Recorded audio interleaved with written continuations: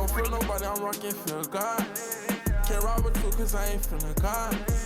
I made a bet Jesus could be the odds. He can shine through me cause I'm the son of God. Bro, I just want to say I appreciate you. No problem. Definitely, I appreciate you coming down today again. I know we had our conversations before, before your recent pop-up. So I just want to say, like, I love your worship, like the Worshipers Closet in general. Like, I had the pleasure of seeing it from two perspectives, being a part of it, a part of the worship, being in the audience, in the crowd, and then on the production side and just seeing how intentional you are with something like that. And I'm granted I see other projects you have coming up that we talked about, the Creators Loft and things like that. But I wanted to ask you, with all these things you are intentional with, when it comes to worshiping God, when it comes to things in your life outside of that, but not outside of God though, but but outside of what you're doing with the Worshipers Closet, I wanted to know, who were you before Christ and who are you now? Like what's the big difference, just to give people some context to everything? Man, so before Christ, I was lost. If I'm being honest. Lost in the sense of understanding of who I was, lost in the sense of just moving with what the world was moving in. I was a kid that like wanted to fit in a sense for like a long time, but also at the same time, like, I think for me growing up, I still have both of my parents in my life. I grew up with kids that didn't have both of their parents in their life, and that they were going through struggles. And so it made me feel like as though like I had to go through those struggles too. So I would find myself, like just getting in trouble, or like just finding myself, like I said, trying to fit in, to understand and everything like that.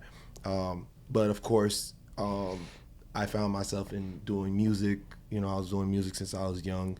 Since I was young, and music led me into church because my dad was also a musician in church. So it led me to church, and until maybe I would say the age of 14, 15, that's when I found Christ. And that's when I was, I understood, what it means to give your life to Christ and everything like that. And after that, I actually grew into having passion for, like for serving God and everything like that, loving on people, trying to make them understand that they're loved. So even now, so if we're talking about now, one, I'm not perfect. Yeah, Nobody's perfect. Nobody is. Yeah. But just speaking from my perspective and from where I've been, I'm not perfect. You know what I'm saying? And so God has walked with me for a very long time, even now to this day. You know what I'm saying? As far as like on the journey of from being saved, following Christ, to being in ministry, and then from being in ministry to even being a leader of ministry or of a ministry. Yeah. So it's a journey in itself. But what I would say is through the journey is like I've learned to love people, and not hold them against what they've done, but hold them to who God calls them to be, and just been able to share also the journey that God has took me through, and to testify about it, so that other people can also learn from it, and that what I share with them can also push them in a much faster way, in a much greater way than what I've been through. As far as seeking Christ and just growing your relationship with Christ. Yeah. Because I truly believe, like, people learn from our mistakes, the mistakes that we've made. Yeah. And so it's like once you let them know what you've been through, it gives them a boost to help them, so that it's like, okay, he's been through this, so it's going to help me in my journey as well too. So when did you start putting that on display, your journey in Christ and just in the world, and just in a nutshell, to like, when did you start putting it on display for people because you started to see the impact that has had? I would say honestly, when I first started going out to minister, I used to go to I was attending a Haitian church in North Miami called Fraternity Baptist Church, and that's when I started realizing the gifts that God had for me In worship, right? in worship. Yeah. So I remember one time my pastor, Pastor Luke Floresdale, who passed away this year. He actually, I remember he sat down the worship team, and he asked me. He was like, no, he didn't ask me. He sat down the worship team, and I remember every Sunday night we would go and have like la jeunesse. What is that? And I never heard that. So la jeunesse is like the youth. So like the youth would meet at 5 p.m. before service, and so we would meet upstairs. We would have games, have snacks, and everything like that. But they would also have like a worship moment. And so because he sat the worship team down, nobody was able to lead that moment in worship. I was like, yo, what are we going to do? So I just was like, okay, I'll just do it. I never sung before or anything. And I was just like, hey, y'all, we're gonna sing. So that was your first time singing? Because you said you was a musician. You didn't say you was a singer. Right, yeah. So I was always playing music. But you was never singing. I was never singing. Gotcha. Okay. Now I see when it started. Okay. Yeah. So from then on, that's when it was like, yo, we would love for you to sing more at the church. So I started singing worship from time to time. Then I remember I had some friends of mine that went to other churches that they were having their own like youth events, and they was like, yo, Matt, can you come through to come lead worship and everything like that? And from then on, I was always leading worship, and I started trying to train myself as well too, learning from other people and everything like that, learning like the do's and the don'ts. But also it just became a thing where it's just like, this worship thing is much bigger than just me trying to sing songs and lead songs. It's where it's like, yo, my testimony also needs to be known. Like I mentioned before, like I've been through a lot, dealing with I used to deal with suicidal. That was before you was in church and playing. That was actually during, like, that was even after becoming a Christian. Like, honestly, after you got baptized and everything. Like it was even in that process, because it was. I feel like as us as Christians, we always go through these different stages of our journey, and sometimes we tend to fall short. Like, I always want people to understand and know, like, yo, just because we are on this journey, that doesn't mean that it's going to always be perfect. But what's beautiful about this journey is that we get to walk with the Creator, who is perfect in all His ways.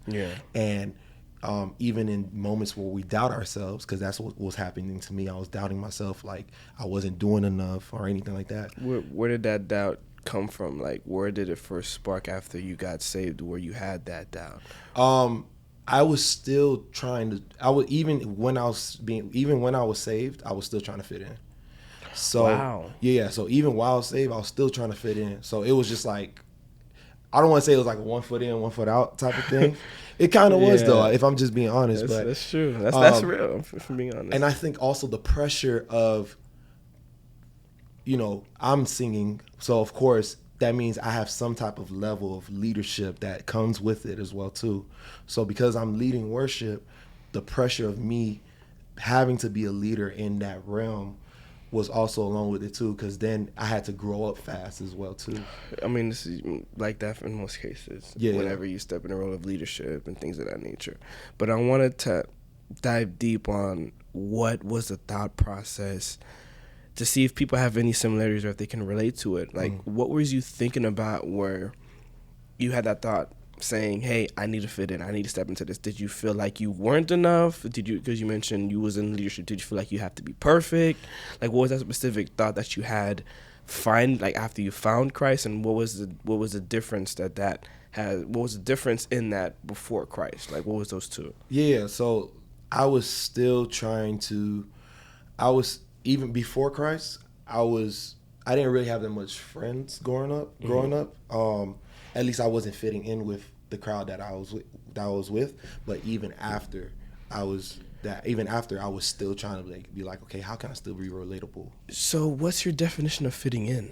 So for me, my definition of fitting in is like just fitting in with what you're surrounded by, if that makes sense. So like, because I was fitting in, or I was surrounded by a lot of the kids that were like, they were trying to do, things that they're not supposed to do, pretty much. Like I was just trying to, and it was just trying to me trying to fit in, and so, I just found myself falling short a lot of times because me trying to fit in played a part. So even afterwards, going in this journey with Christ, I was just like, I know, when you're in this journey, it comes with a sacrifice. Yeah. But I didn't realize the sacrifice up until maybe like in my early 20s. So during that time, in like my teens, I didn't understand it that much, So for me, like that's why I mentioned it. I said, like, even with me stepping into like singing and leading worship, I didn't realize it was also coming with, hey, like you're also stepping into leadership as well too. Yeah. And leadership, sometimes it comes with a certain level of sacrifice. And it was hard for me to accept that, for a very long time. Like a very long time. I think even after graduating from high school was also a thing for me too. So what level of sacrifice did you have to make that is not talked about a lot within ministry? Yeah, I think as far as the level of sacrifice, man, like wanting to be at different places at certain times. What do you mean? Like as far as like, for example, like your friends, you have friends that go, let's say for example, go to the club. Okay. Prime example. Okay. Right? And I can't go to the club. Like let's say for example, it's Saturday night. They're going to the club. Yeah. It's like 10 p.m. You have church in the morning. You have to lead worship. So it's certain things like that. You know what I'm saying? Because, and this is going back to my childhood. I didn't have that much friends growing up, but once I realized who I was, and once I realized like my gifts and everything like that, of course it attracted people. Like I can truly say like people were more so attracted to my gifts than to me as a person. And so that for them, it was just like, okay, like, yo, like I would love to hang with this guy, or I would love for him to come hang out with me. And so because of that, it was just like, yo, like those were the open invitations for me to go to the club or go to this place or go to that party. Because it was like an open door once they came in. Yeah. So, and to me at that time, like I told you, I didn't understand what sacrifice really meant. So because people saw my gifts and everything like that, I confused my gifts with, oh, that's me. Like, oh, they want to hang out with me because I do this. But then later on, it became a thing of understanding, like, sometimes people only want you for your gifts and not for who you are, if that makes sense. Yeah, that does make sense. Because I was going to ask you, like, did you feel as if your gifts wasn't part of you? Not that my gifts weren't part of me. It was more so like I saw the attraction that my gifts brought to me, but I had it in the wrong perspective. So for me, it was like, because I was able to do this and people enjoyed it, I kept doing it. But then it started becoming draining for me. How so? Like as far as the attraction was draining you, or doing the work, like given that you weren't used to it? It became draining to me because of the attraction. I'm now in this season of my life where good criticism is important to me. Growing up, I always used to get like, oh, you're so talented, you're so good, you're so dope, this and that, X, Y, Z. And I ran with that as if like, oh, like I'm the greatest in the world. Like, so I'm on top of the world. Yeah, you to be like prided in the sense. Right, yeah. Like I'm the greatest in the world. Oh, we all got there at one point. Right. Especially early on. And it's not until I actually seen people that were doing what I was doing, but at a better level, I was just like, but this whole time people was telling me I was good at this. So where's the disconnect? And it was just, that's when I was just like, yo, I really need to lock into, finding that mentorship, finding some type of level of guidance to help guide me into the journey that I'm going through, and, it like I said, like I started becoming more so of understanding like your gifts, they make room for you, but they're not who you are. They're tools that God gave you to help you in your purpose. Yeah, I like that. You know what I'm saying? Definitely. Because one day, I can be making music in the studio and I run into a client that's in the secular world. But then they get to learn who I am just from the simple fact of what we get to do together, and I get to introduce them to, what I do. Gotcha. You know what I'm saying? So, yeah, like gifts do make room for you, but I think your gifts are not the ultimate thing. It's who God calls you is the ultimate thing. So how do you know what God is calling you for? Like, is it associated? Like, I'm sure you know what God is calling you for now. Like, how did you find that outside of your gifts? Because most of the time people would see their gifts and say, oh yeah, it's that. But sometimes their gifts can be a tool to find their calling or their purpose. How did you find that for yourself? Okay, if I can be honest, I'm still finding that for myself. That's real. That's the real honest answer. Yeah, I'm still and like I said, I'm in this season where I'm being very real as I can be. Yeah. Because what happened is, for example, I told you I started as a musician. Yeah. And then I started singing. Growing up, people used to be like, "Yo, you got to choose one or the other."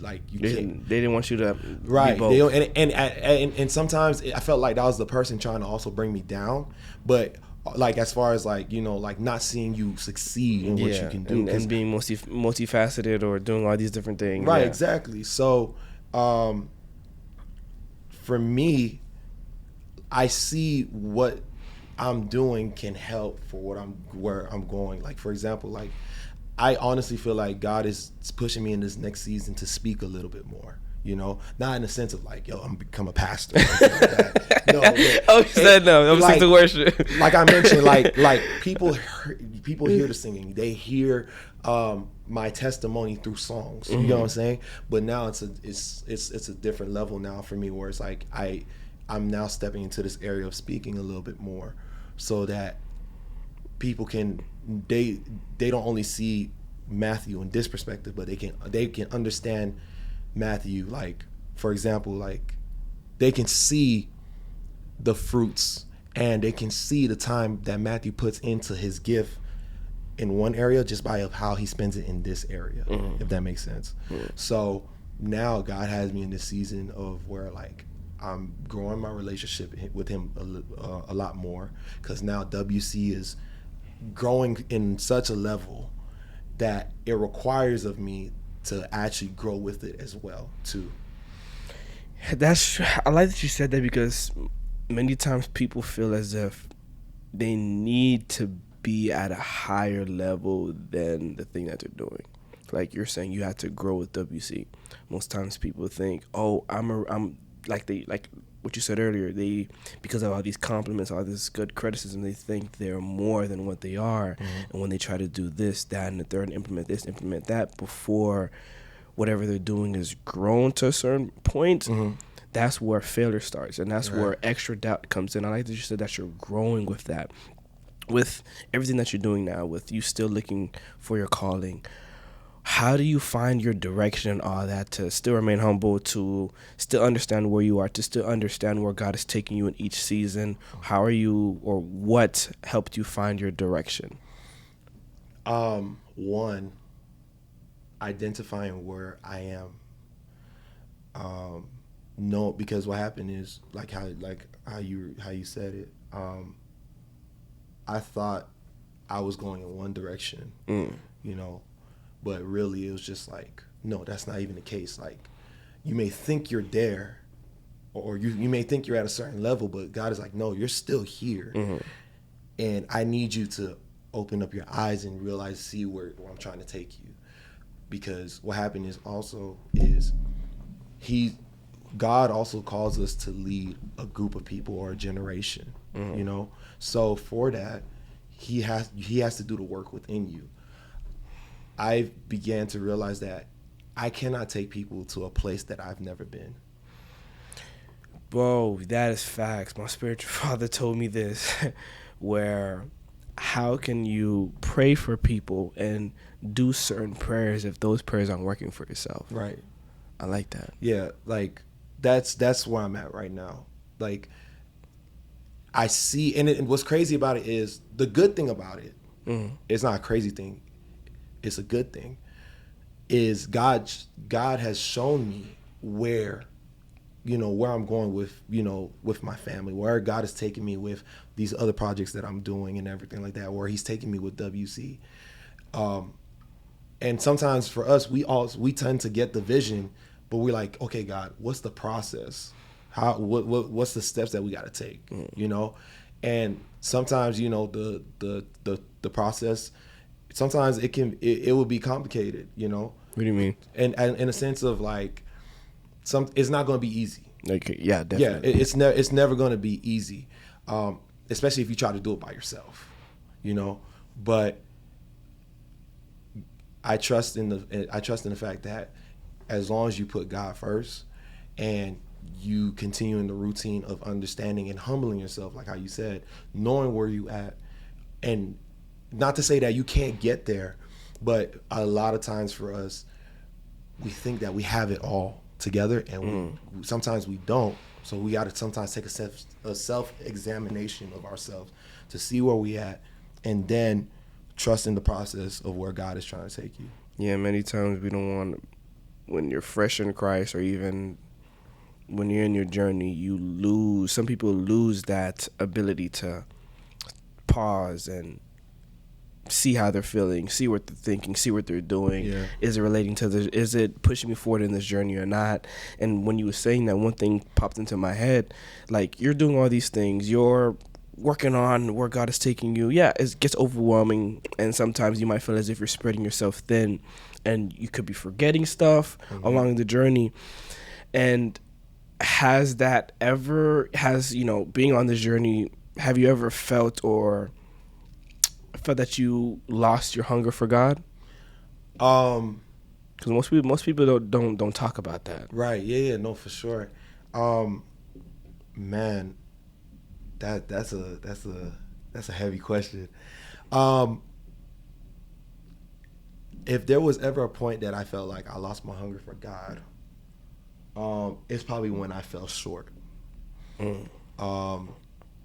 Because if I and sometimes that's where you have to forgive yourself on sometimes, because sometimes when we feel short, we feel like as though that God is not there, or he's not pleased with what we've done. But in those moments, that's where he actually wants us to come to him the most. You know what I'm saying? Because even so define falling short. So falling short, for example, you find yourself in a place where you have a good rhythm going for yourself, and you backslide, or I would say, for example, like let's say let's just say worship leader, right? Yeah. You're a worship leader, and you're leading worship, you're going about this journey of Christ the right way, and what happened is, you fall short in a sense of, like, let's say you end up going to the club and you find yourself in some hot mess that that you wasn't supposed to be in, and it gives you guilt. You know what I'm saying? You feel guilty about it. And that guilt comes in, you feel it. Oh, you know man. What I'm saying? And I could probably even go a little bit deeper into that question. But I just wanted to make it like real easy to understand. No, if you want to go deep, go deep. So like give them the real you and your understanding. Because an example of when I fell short one time, and most people, and I like to you said this, because I didn't look as me falling short in that moment. I just thought, hey, I'm not just walking in God's will for my life, or I wouldn't even consider it sinning. I just, like, I'm gonna say it, and then you'll tell me what it is. I was driving my mother's car because I had a flat tire in my car. Went to the gym. It was during the hurricane week. It was flooded a little bit. So I'm thinking, she has a Jeep. Let me drive over this large puddle. The car died on me. So I got stressed out. I'm like, oh my God, this, that. I started cussing. I'm like, what the F? I'm like, oh my God. I'm like, I feel so terrible. I'm like, I'm always messing up. I started beating myself down, but but then I stopped. I'm like, yo, did I really let this thing cause me to curse, do this, that, feel this type of way? Would you consider that falling short, or what would you say that is? No, to compare it to what yours is. Yeah, like, bro, like, there's some of us. For some people, falling short can mean something like that. Gotcha. For me, falling short, and I can share my story too.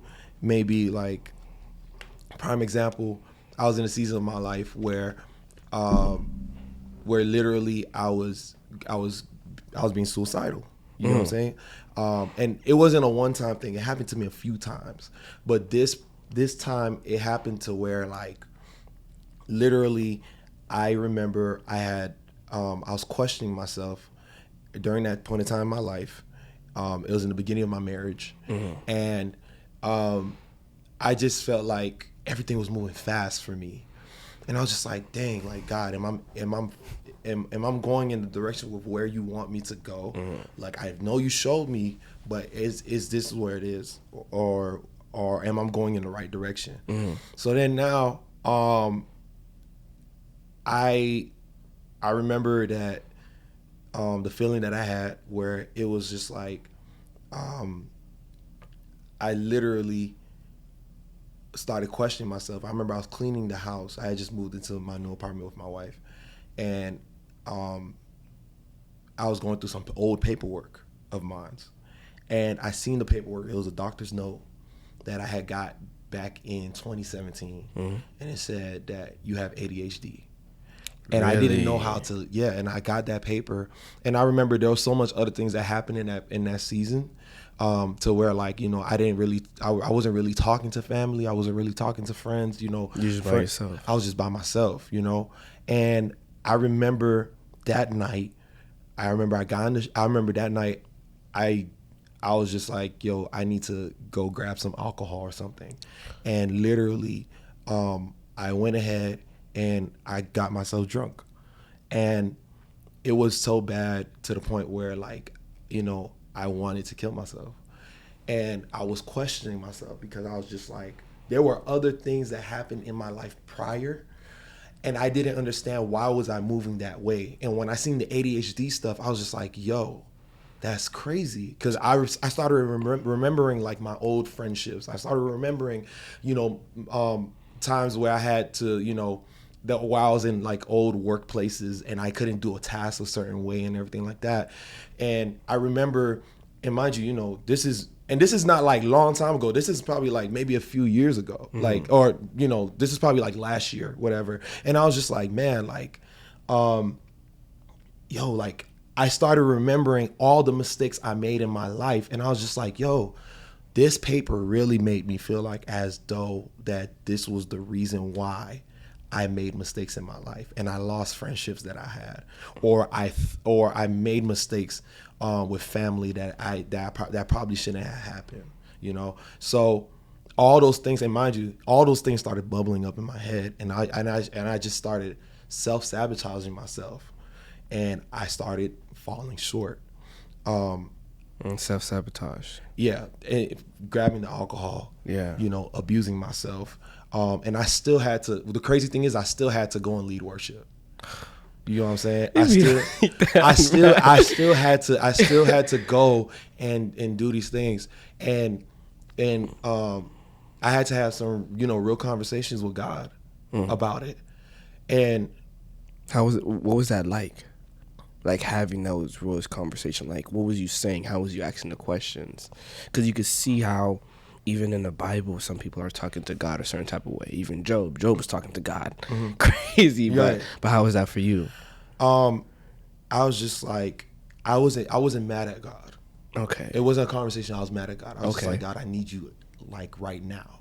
Amen. You know what I'm saying? And that's why I was saying that in those moments where you fall short or where you fall into sin, that's where God wants you the most. You know, He also wants you in the good times too, Yeah, but definitely. he definitely wants you in the bad times as well too. You know, I'm very true, and I'm very honest to my. I believe strongly in the fact that God is with you through the bad times and the good times as well too.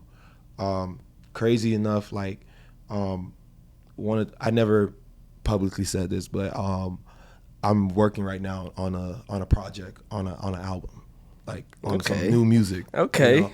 And it's been a long time. It was one of my biggest fears was writing songs. You know how like really, and you're a singer, you're in music. Exactly. Like it's like it's like somebody's first time wanting to cook, if that makes sense. So for me, first time songwriting, you know, and the crazy thing is I would have all these voice memos of like ideas on my phone, and literally like literally two of my homeboys, they literally told me, they was like, Matt, you gotta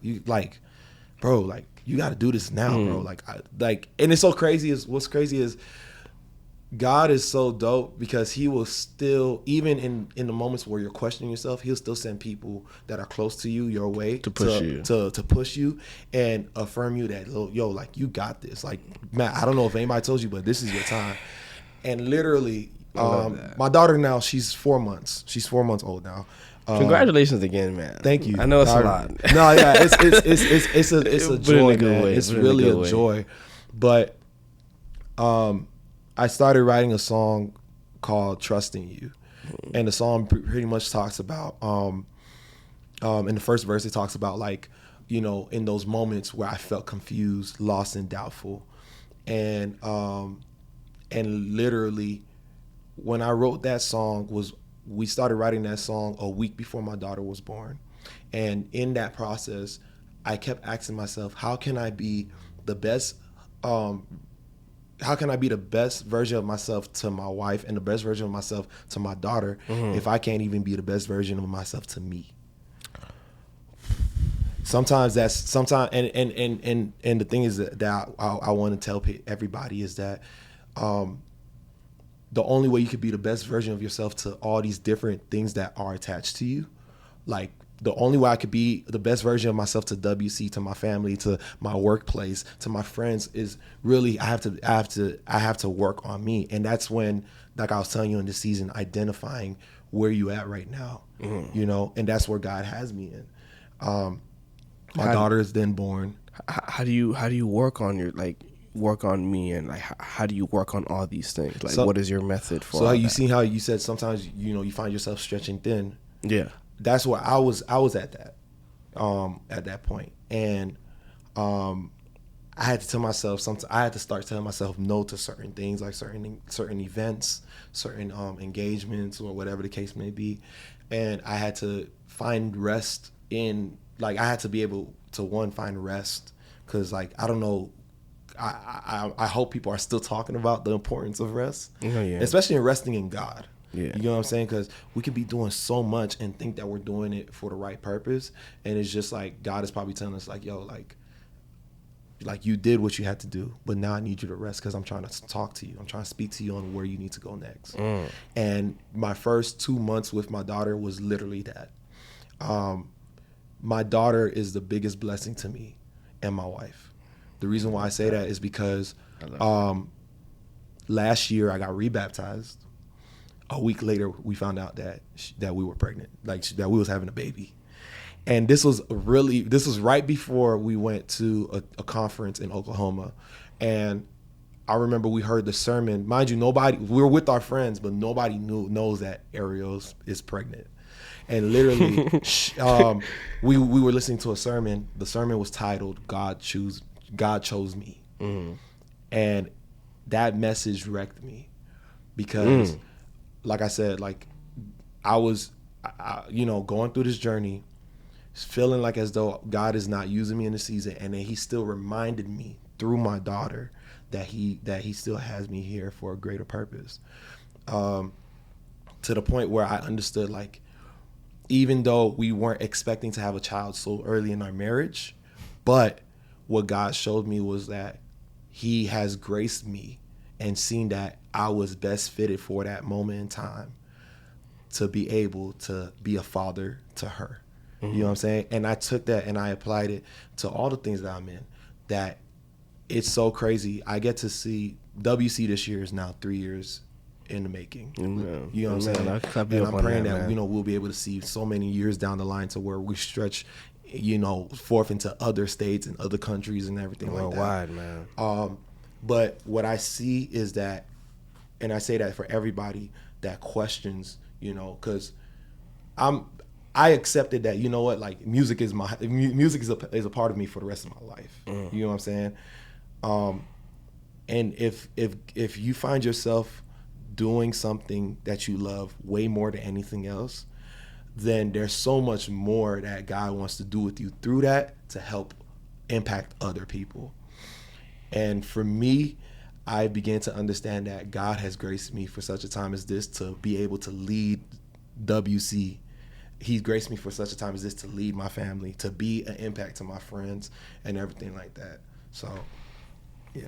So, with everything that you learned being a father, leading WC, how has your understanding of Christ changed over time? My understanding of Christ, like, talk about it then, when you found Christ, and like right now where he's leading you and where you're going and in your direction. The way how I understood Christ back then, mind you, it was the same impact that I feel now, like understanding that he loves us. But what's different is somebody told me about Christ back then, and I accepted him. I get to have a true, authentic relationship with him now, to where, for example, I guess the biggest thing for us, as especially like young adult Haitian American Christians, is we have some things we had to unlearn, because we thought that what we learned was a religious thing, but it's really that it was some stuff that we learned was actually like a culture thing, especially like in the Haitian church. Really, what do you mean by it being a culture thing? So like, I'm Haitian. I want to know. For example, like, let's say, for example, like, I'm trying to think, because some of them are actually very funny. Like, like the women have to wear shawls on their head going on stage and everything. Really? Like that, because like. But I thought that was in the Bible too, though. I mean, yes, and and don't quote me on this. But but for me, like, from what I've witnessed and what I've seen, like, the same God that loved us back then, the same God that loves us now. You know what I'm saying? I don't think that his love for us changes because we changed our direction or we left from where we came from to where we are now. For me, a lot of the things that I've learned growing up were literally, like, for example, I was told that I couldn't get baptized till I was 16. And I was just like, okay, like, all right, so I'm going to have to wait. But then it was just like, no, like and I respect it. They wanted me to understand what was it really meant to be getting baptized, and I got that. But they made it as if it was like a religion thing. But it's like, like rules, guidelines, like rules and stuff like that. But no, it was just a culture thing, And so to answer your question, I understood Christ, who he was, through a person that was on a pulpit teaching us a sermon. But then now I get to experience him for me. You know what I'm saying? It wasn't somebody. It's not somebody holding my hand now. It's me. Like, like I'm fully experiencing it now. You know what I'm saying? So this question popped in my head because I had a beautiful service yesterday at my church, and beautiful worship. And when you have those good worships, you feel it the next day. And if you had it recorded, you just play it over and over again on the next day. So describe your first time feeling God's presence. Oh my God. I love hearing stories like this. I'm not gonna lie. Man, there's so many, man. There's so many. What is the most? What is the first one that comes into your head that's like iconic for you? Ooh, my God. Man, I think the one that I'm thinking about right now. I think the one that I'm thinking about right now, funny enough, was this past weekend. Mm-hmm. If I know you asked me when was the first time. Yeah, but I'm just gonna talk about where I said iconic. So go ahead. I was playing at my church. They were having a women's event, and I was playing drums for it. And we were playing this song called "Evidence," and I remember when I first heard the song. I first heard the song back in I want to say 2022. Was it? Yeah, 2022 is when I first heard the song, and I remember being inside of that arena, hearing that song for the first time, and the weight of and mind you, like I said, the weight of the song is so powerful because the song identifies who God is, what He's done for you, and reminds you of that because of His miracle signs and wonders. And that He's working through you, that you are the evidence of God, that we carry the evidence of God. And I remember it hit me so heavy that time because I was going through a lot of different transitions in my life. And I felt like I was not worth it. But God showed me you're worth it. And literally we sung that same song this past weekend. And I was playing drums. And there was a certain part of the song that was just like, we are evidence. And literally it kept repeating.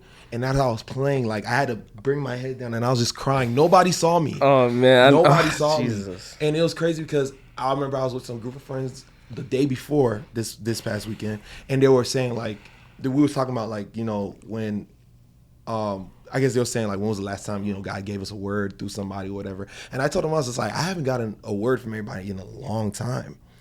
But when that statement hit me this past weekend, that I am evidence, I started bawling, crying on the drums. Nobody saw me.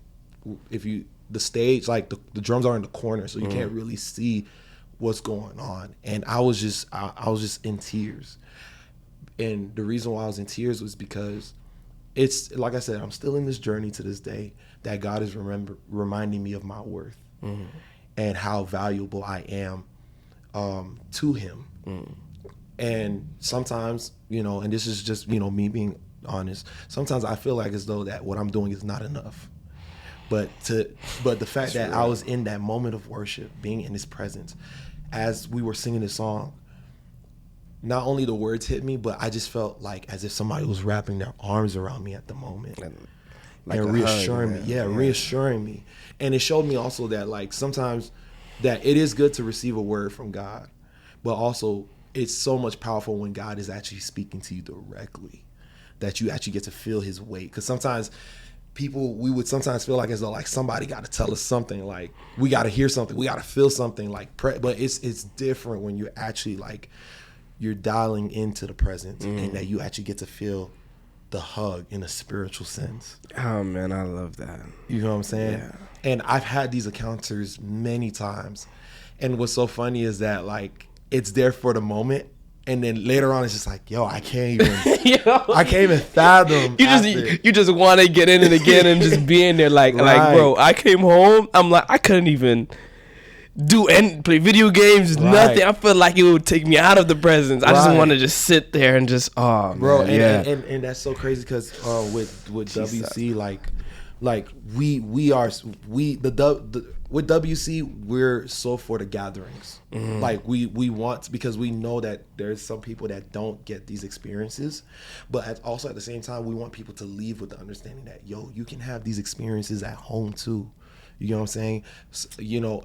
It is important that us as a community and us as the people of God that we do gather, but it's so much more when we have that one-on-one with Him. Yeah. In our personal time, in our private spaces with Him. So yeah, man, that was it was a powerful Appreciate moment. that. Yeah. So, out of everything, what would you say is the number one advice you want to make sure everybody has within their heart? Oh, man. My God. The number one advice that I would leave with is to continue to pursue the calling and purpose that God has for you. And this is me speaking that to myself, because I'm now 26 years old and I'm going to be 30 in 3.5 years. My birthday is in January. January what? January 15th. Oh, okay. So, yeah. I was going to say mine is the 31st. Oh, so you're a January baby. Yeah, January baby. That's the only reason why I asked when, yeah.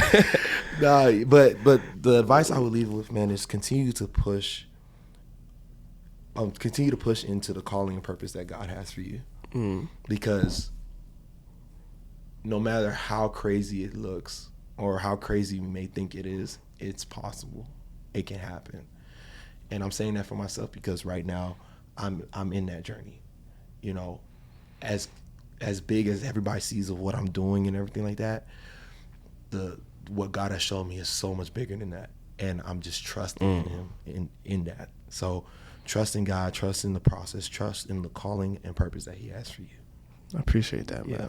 It was a pleasure, man. Nah, for sure, bro. It was a pleasure. For sure. And yo, listen, I actually have a gift for really? you. Yeah, I have a gift for you actually. Really? What is it? I'm excited, man. Listen, I like I said, I've been in this season of like, bro, like honor is such a big thing for me. And I was just like, yo, like I just wanted to go ahead and bless you with this WC hat. You know what I'm saying? I like hats though. Yeah. I just cut my hair too again, so I can rock it. Yo, but nah, for sure, man. Like, man, I just want to tell you, you know, in front of the audience and everybody here, bro, like what you're doing here is impactful. It is needed because what happened is, like I said, I always do music, but people don't ever get to see the side of me. And this right here helps those that need that reassurance and needs that guidance. So I just want to honor you for that, man. I appreciate that. And I definitely relate to what you feel, still trying to find the calling God has for you, and you're just doing where He's leading you with your heart. And that's just been the main thing, just making sure my heart is right. So whatever He speaks to my heart, okay, it reflects that. Yeah.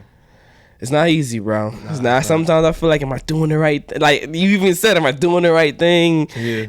Am I really making an impact? Is this working? Is this God, like, help me, man. Yeah. Like I don't know. Like, right. But it's just part of the journey, man. Yeah. Part of the journey. I appreciate you, man. No problem, Definitely, bro. man. Thank you. Yeah.